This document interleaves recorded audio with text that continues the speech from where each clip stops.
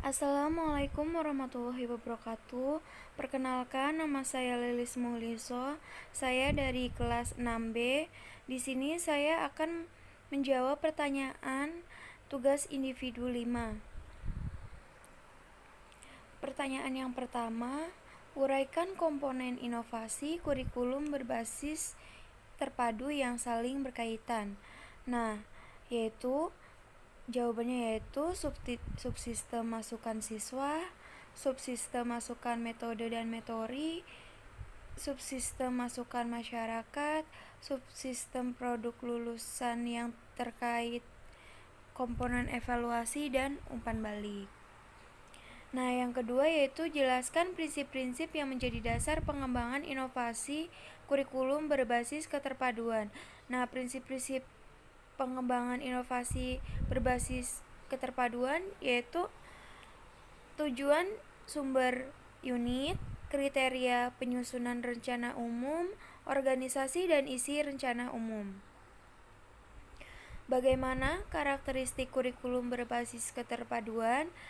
Ya, yang pertama berdasarkan filsafat pendidikan demokrasi Pancasila, yang kedua berdasarkan psikologi belajar Gestalt and Field Theory, yang ketiga berdasarkan landasan sosiologi dan sosiokultural, yang keempat berdasarkan kebutuhan, minat dan tingkat perkembangan pertumbuhan peserta didik, yang kelima ditunjang oleh semua mata pelajaran atau bidang studi yang ada.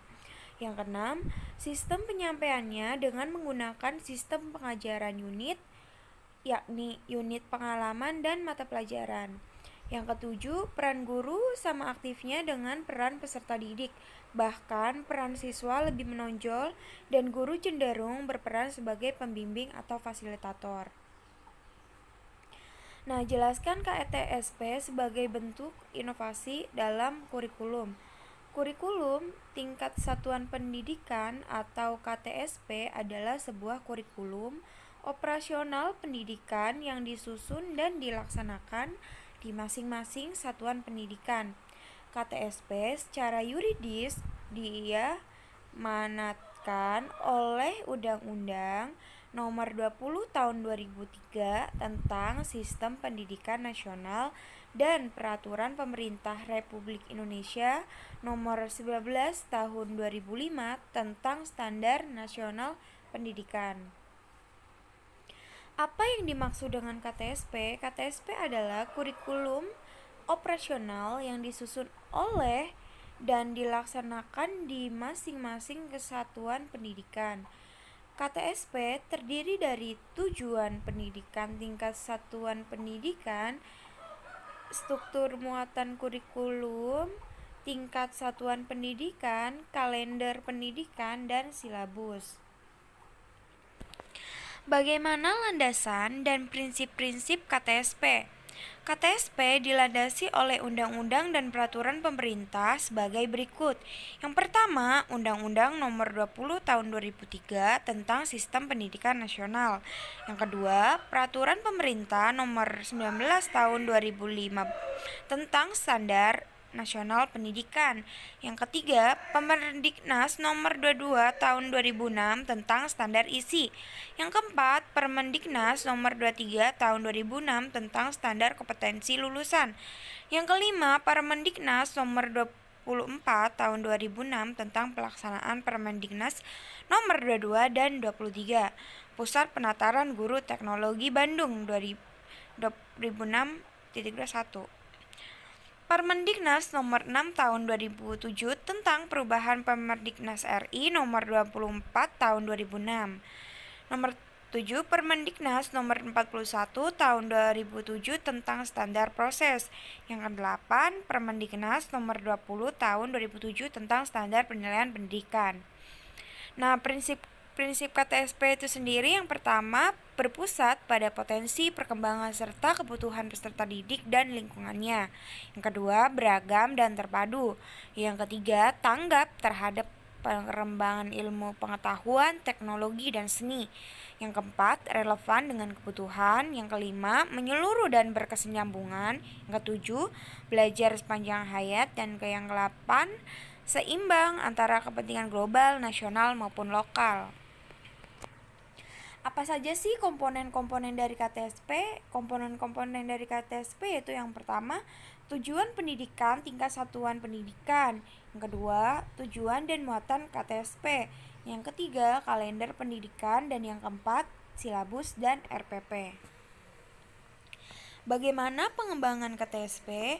Pengembangan KTSP mengacu pada Standar Nasional Pendidikan yang digunakan sebagai acuan pengembangan kurikulum, tenaga pendidikan, sarana dan prasarana, pengelolaan, dan pembiayaan untuk mewujudkan tujuan pendidikan nasional. Sebagaimana yang telah diketahui bahwa tujuan pendidikan adalah untuk berkembangnya potensi peserta didik agar menjadi manusia beriman dan bertakwa kepada Tuhan Yang Maha Esa.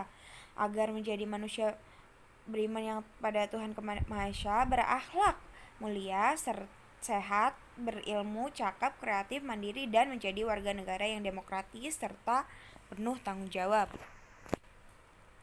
Jelaskan kurikulum 2013 sebagai bentuk inovasi kurikulum. Nah, kurikulum 2013 selanjutnya disingkat K13 merupakan salah satu inovasi dalam sistem pendidikan di Indonesia untuk mengatasi masalah rendahnya kompetensi peserta didik dan menyiapkan generasi mendatang yang kompetitif dan unggul serta berkarakter. Sejalan dengan perkembangan ilmu pengetahuan dan teknologi serta tuntutan pembangunan nasional, maka perlu dilakukan perbaikan, perubahan, bahkan pembaruan atau inovasi pendidikan dalam bidang kurikulum. Penyusunan dan implementasi kurikulum merupakan suatu yang dinamis, kompleks, dan sulit. Hal ini disebabkan penyusunan dan implementasi kurikulum dipengaruhi oleh berbagai faktor, antara lain sumber daya manusia yang mengembangkan dan proses perumusan kebijakan tentang kurikulum, legitimasi kebijakan tentang kurikulum, sosialisasi kebijakan, implementasi kurikulum terkait kurikulum pengguna, komunikasi, difusi, sarana dan prasarana, keuangan, waktu, dan evaluasi. Nah, yang selanjutnya, bagaimana sih karakteristik kurikulum 2013 yang disempurnakan? Nah, yang pertama, mengembangkan keseimbangan antara pengembangan sikap spiritual dan sosial, rasa ingin tahu, kreativitas, kerjasama dengan kemampuan intelektual dan psikomotorik. Sekolah merupakan bagian dari masyarakat yang memberikan pengalaman belajar terencana di mana peserta didik menerapkan apa yang dipelajari di sekolah ke masyarakat dan memanfaatkan masyarakat sebagai sumber belajar, mengembangkan sikap, pengetahuan, dan keterampilan serta menerapkannya dalam berbagai situasi di sekolah dan masyarakat, memberikan waktu yang cukup leluasa untuk mengembangkan berbagai sikap, pengetahuan, dan keterampilan. Selanjutnya, kompetensi dinyatakan dalam bentuk kompetensi inti kelas yang dirincikan lebih lanjut dalam kompetensi dasar mata pelajaran. Nah, selanjutnya ada kompetensi dasar dikembangkan didasarkan pada prinsip akumulatif, saling memperkuat dan memperkaya antara mata pelajaran dan jenjang pendidikan. Selanjutnya, kompetensi inti kelas menjadi unsur pengorganisasi kompetensi dasar di mana semua kompetensi dasar dan proses pembelajaran dikembangkan untuk mencapai kompetensi yang dinyatakan dalam kompetensi inti. Nah, bagaimana landasan dan prinsip-prinsip kurikulum 2013 yang disempurnakan? Nah, landasan kurikulum 2013 yang disempurnakan yang pertama adalah landasan filosofi, yang kedua landasan yuridis, yang ketiga landasan konseptual. Sedangkan prinsip-prinsip kurikulum 2013 yang disempurnakan yang pertama, dari peserta didik diberitahu menjadi peserta didik mencari tahu, dari guru sebagai satu-satunya sumber belajar menjadi belajar berbasis aneka sumber belajar, misalnya melalui internet, membaca buku, atau sumber-sumber lainnya. Dari pendekatan tekstual menuju proses sebagai penguatan penggunaan pendekatan ilmiah. Dari pembelajaran berbasis konten menuju pembelajaran berbasis kompetensi. Dari pembelajaran parsial menuju pembelajaran terpadu. Dari pembelajaran yang menekankan jawaban tunggal menuju pembelajaran dengan jawaban yang kebenarannya multidimensi. Dari pembelajaran verbalisme menuju keterampilan aplikatif, peningkatan dan keseimbangan antara keterampilan fisik dan keterampilan mental, pembelajaran yang mengutamakan pembudayaan dan pemberdayaan peserta didik sebagai pembelajar sepanjang hayat. Nah, apa saja sih komponen-komponen kurikulum 2013 yang disempurnakan? Pertama, ada tujuan. Yang kedua, materi atau isi. Yang ketiga, metode strategi pembelajaran. Yang keempat itu ada evaluasi. Keempat komponen tersebut memiliki keterkaitan yang erat dan tidak bisa dipisahkan. Nah, bagaimana rasionalisasi kurikulum 2013 yang disempurnakan? Rasionalisasi kurikulum 2013 yang disempurnakan adalah usaha untuk meningkatkan sistem pendidikan yang ada di Indonesia. Usaha yang dilakukan untuk meningkatkan sistem pendidikan di Indonesia saat ini adalah perubahan mendasar pada kurikulum 2013 yang sebelumnya. Perubahan atau direvisinya kurikulum 2013 tidak merubah namanya. Terdapat 10 perubahan yang menjadi poin dalam kurikulum 2013 revisi, termasuk perubahan dalam pelaksanaan penilaian. Nah, sekian presentasi jawaban dari saya. Apabila ada tutur kata yang kurang berkenan, ada kesalahan, mohon dimaafkan. Wassalamualaikum warahmatullahi wabarakatuh. Selamat belajar.